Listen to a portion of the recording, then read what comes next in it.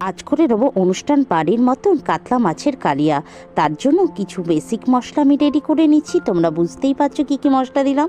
এবার আমি কড়াইতে তেল গরম করে মাছগুলো লাল করে ভেজে তুলে নিচ্ছি।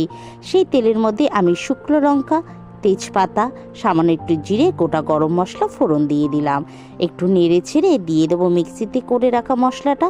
সেটাকেও ভালো করে কষিয়ে নিয়ে দিয়ে দেবো নুন, হলুদ, জিরের গুঁড়ো, ধনের গুঁড়ো, সামান্য একটু মিষ্টি, আর দিয়ে দেবো কাশ্মীর লঙ্কার গুঁড়ো। সবগুলো ভালো করে কষিয়ে নিয়ে যখন দেখবো মশলা দিয়ে তেল রিলিজ হয়ে গেছে, দিয়ে দেবো টক দই। দইটা দিয়েও ভালো করে 5 মিনিটের মতন কষিয়ে নেবো। এটা থেকেও যখন তেল বেরিয়ে আসবে তখন আমি দিয়ে দেবো প্রয়োজন মতন জল। জলটা দিয়ে আমি ভেজে রাখা মাছগুলো পরস্পর দিয়ে 5 মিনিট ঢাকা দিয়ে গ্যাস জোরে দিয়ে রাখবো।